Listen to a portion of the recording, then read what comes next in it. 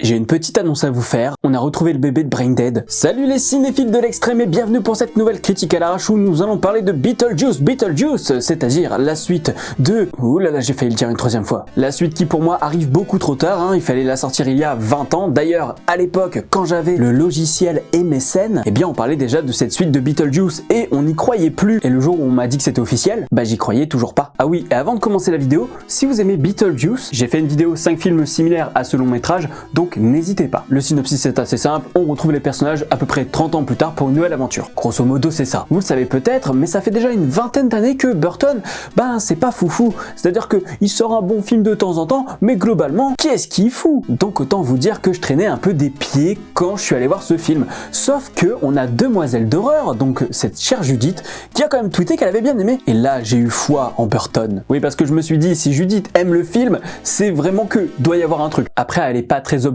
quand il s'agit de Winona Ryder, donc finalement c'était 50-50. Et au final, eh bien j'ai beaucoup apprécié. Alors ce n'est pas comme le premier film, je trouve qu'il y a des moments de flottement, qu'il y a trop de personnages, il y a des scènes, voilà, où je me dis bon, ils auraient pu un peu épurer tout ça. Et globalement, je me suis marré. Le côté sale gosse de Burton qui vient un peu tout détraquer, eh bien il est là, voilà, il s'éclate. Il va beaucoup plus loin dans le côté sanglant, dans le côté un peu humour noir, un peu, voilà, déconcertant. On y est là, on va un peu plus loin que le premier Beetlejuice de ce côté-là. Le bébé qui ressemble clairement à un cousin du bébé de Brain Dead, c'est génial.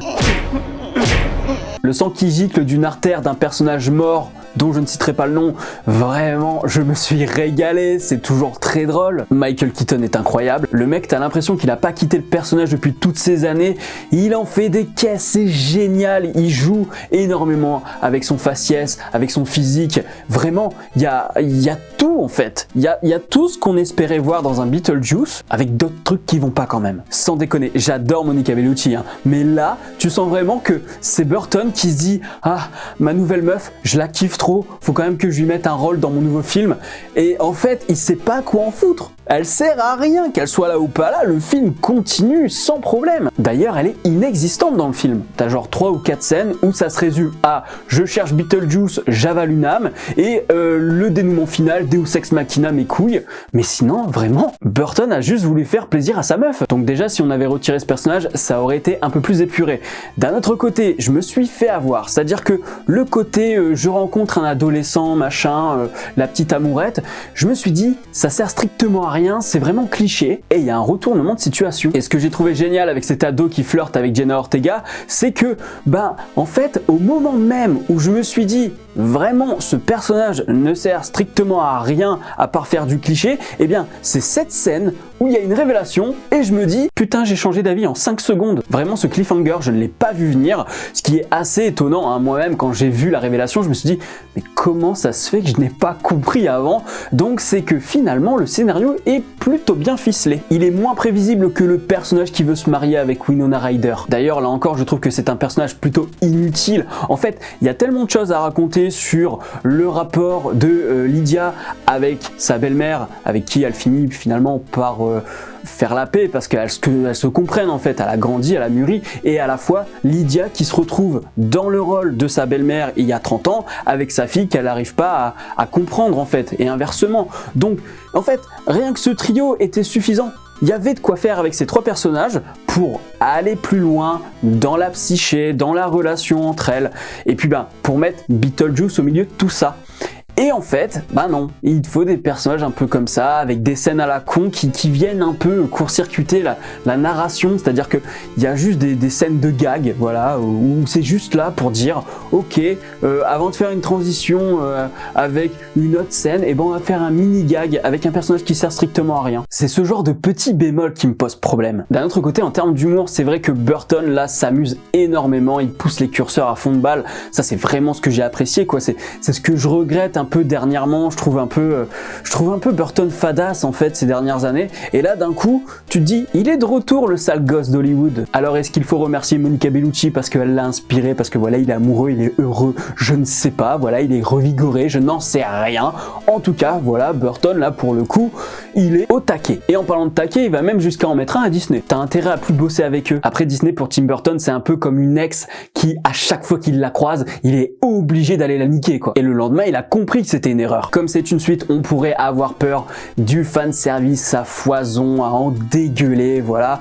Et pour le coup, eh bien, pas du tout. Voilà. Certes, t'as une scène qui rappelle la scène culte du dîner où ils sont tous en mode je chante, je danse, machin, mais elle est assez différente et globalement, il n'y a pas de grosses références qui sont en mode et regarde, toi aussi t'as vu le premier film, hein, clin d'œil, clin d'œil. Et justement, en termes de référence, eh bien, Burton ne s'auto-référence pas. C'est-à-dire que il y a un moment, je me demande s'il n'y a pas une ref aux Gremlins, même deux. La première, c'est dans la chambre de l'adolescent. Au niveau de sa fenêtre, j'ai l'impression d'avoir vu une figurine de Gremlins, mais j'en suis pas sûr. Et la deuxième ref, c'est dans la salle d'attente des morts. Et là, peut-être que j'extrapole parce que j'ai vu une figurine de Gremlins avant, mais en fait, il y a un Père Noël qui a cramé. Et ça m'a rappelé cette histoire qu'on a dans le premier film Gremlins, où Madame raconte que son papa est mort parce qu'il s'est fait cramer quand il a voulu jouer Père Noël en passant par la cheminée. Et la scène que j'ai le plus appréciée en termes de référence, c'est celle sur les origines de Beetlejuice avec une référence au cinéma italien de Mario Bava. Et Burton insiste là-dessus, parce qu'il sait très bien qu'un spectateur qui s'intéresse pas énormément au cinéma va pas comprendre la référence. Donc un peu plus loin dans le film, eh bien le nom de Mario Bava est cité, donc si tu es un petit peu curieux, tu vas aller chercher sur Google et tu vas découvrir son cinéma et tu vas comprendre ensuite la ref. Donc c'est plutôt un bel hommage. Vraiment, avec cette scène, on sent que Burton est en train de s'éclater. Alors c'est vrai que je peux lui reprocher de pas être la réalisation incroyable. Vraiment, il n'y a pas de mouvement de caméra, il n'y a pas ce truc, cette émulsion en termes de vision qui fait que j'aurais pu me dire ah ouais, c'est un très bon Burton.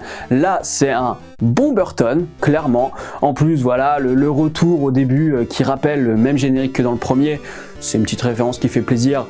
Et puis je trouve qu'elle va un peu plus loin à cause, ou plutôt grâce aux nouvelles techniques de cinéma qui lui permettent de faire un peu plus de choses. Et c'est vrai que j'en ai pas parlé, mais le practical effect, ça fait plaisir, même si William Dafoe, ça fait un peu fake. Là, pour le coup, je pense que c'est volontaire, mais il y a un côté très cheap dans le maquillage de William Dafoe. Voilà, tu sens que le cartilage, le muscle et tout qui est visible parce que il s'est fait défoncer le crâne, tu sens que oui, c'est clairement du fake, mais je pense que c'est aussi volontaire pour avoir ce petit côté cartoon et puis pour rappeler que le practical, voilà, c'était aussi ça. Parfois la technique du numérique est plus avantageuse que le practical selon ce que tu veux faire. Et puis le personnage de William Dafoe, il est aussi là pour un peu critiquer l'univers artistique, encore une fois, se foutre de la gueule des acteurs, ça se fout de la gueule des artistes contemporains qui se branlent la nouille sans vraiment penser leur œuvre en fait, ce qui était déjà le cas dans le premier film, mais là je trouve que ça pousse encore plus.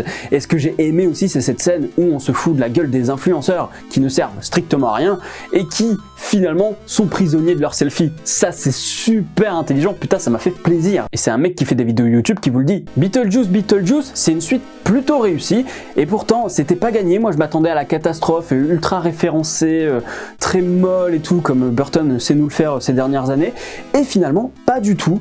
Et même là où j'aurais pu taper dessus, ils ont trouvé un moyen intelligent. Et ça m'embête de pas pouvoir gueuler dans une vidéo. La raison pour laquelle j'aurais pu gueuler, c'est notamment par rapport à nos deux fantômes du premier opus. Parce que oui, je vous rappelle qu'il devait rester 125 ans dans cette putain de maison. Mais il reste pas 125 ans. Et ce que je trouve merveilleux, c'est que tu as Lydia qui dit à Astrid, sa fille donc Jenna Ortega, que ils ont trouvé un moyen, une faille pour les envoyer dans l'au-delà. Elle t'explique pas comment, elle dit juste on a trouvé. Et Astrid qui répond comme par hasard. Et ça, j'ai adoré parce que c'est typiquement toujours le genre de conneries qu'on a dans les suites. Quand il y a un truc où tu dis devrait pas y avoir de suite, et ben là, on a un truc comme par hasard. Voilà, c'est la magie, hein, c'est ta gueule, c'est magique.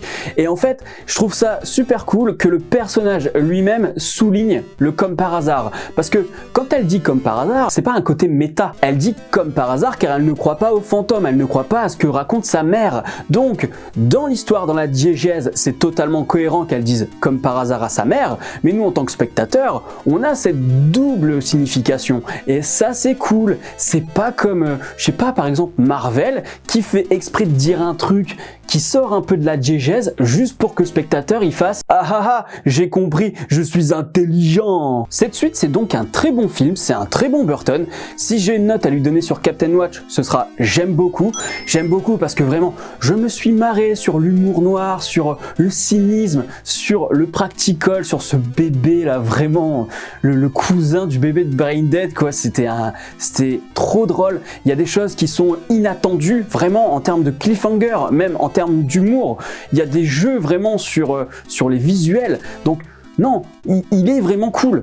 Je pense que s'il faut gueuler dessus, c'est plus parce que parfois il y a des moments de lenteur, parfois il y a trop de personnages qui servent vraiment à rien, ça va pas assez au bout des choses, que ce soit Lydia par exemple, on comprend pas trop pourquoi elle finit par faire de la télé, t'as l'impression qu'elle s'est vendue alors que quand elle était gamine, elle était plutôt anticonformiste et en fait là elle rentre vraiment dans le moule finalement, même si ça reste quand même un truc de maison hantée. On n'approfondit pas assez sur l'évolution des personnages et la relation entre eux, voilà. Mais globalement c'est vrai que ça fait plaisir de revoir un peu un film qui vient titiller un peu Hollywood parce que voilà, ça fait un moment qu'on n'a pas vu ce genre de film où on va un petit peu plus loin dans l'humour, voilà. Là il y a vraiment un truc concret, il y a un petit caméo aussi de Danny Elfman de dos. Si à un moment on le voit de face mais il est tellement loin que t'as du mal à le reconnaître, surtout avec l'éclairage bleu. C'est pour ça d'ailleurs j'ai mis éclairage bleu, éclairage vert, hein, t'as compris. Voilà, Beetlejuice, c'est le retour de Burton un petit peu en mode sale gosse, qui vient de faire du bon humour noir, un peu cartoon sanglant machin. Il y avait une gamine de 8-9 ans qui était dans la salle, elle a dû adorer, donc ça fait hyper plaisir qu'elle puisse découvrir un film comme ça au cinéma, qui est pas vraiment dans le lissage qu'on a dernièrement sur Hollywood. Alors oui, je fais des généralités, hein, tu peux prendre Furiosa ou quoi, c'est pas du tout lisse non plus, mais globalement voilà, même quand on parle en termes de suite, surtout un film comédie horrifique, on s'attendait à avoir un truc multi-référencé et tout, et en fait pas du tout, donc vraiment merci d'avoir échappé à ça, surtout que Warner fait énormément de la merde en ce moment en annulant des films, en faisant des reshoots pour finalement dire je ne fais pas le film, je ne le sors pas, machin, hein. Là pour le coup ça fait plaisir. Bref, si la vidéo vous a plu, n'hésitez pas à mettre un pouce bleu, à la partager sur les réseaux sociaux et à me dire en commentaire ce que vous avez pensé de Beetlejuice, et pourquoi pas me dire quel est votre Tim Burton préféré. D'ailleurs j'ai fait un top flop des films de Tim Burton que vous pouvez retrouver en commentaire épinglé, donc n'hésitez pas à aller voir. Et rejoignez-moi justement sur Captain Watch parce que je ne parle pas de tout ce que j'ai vu sur la chaîne YouTube, donc c'est aussi l'occasion de voir un peu ce que je suis en train de regarder en ce moment, ce que je pense d'un film que je viens de voir la veille ou quoi. Donc vraiment n'hésitez pas, abonnez-vous à la chaîne si ce n'est pas encore fait et n'oubliez pas d'actionner la cloche pour être alerté des prochaines vidéos. Quant à moi je vous dis à la prochaine sur la toile, salut!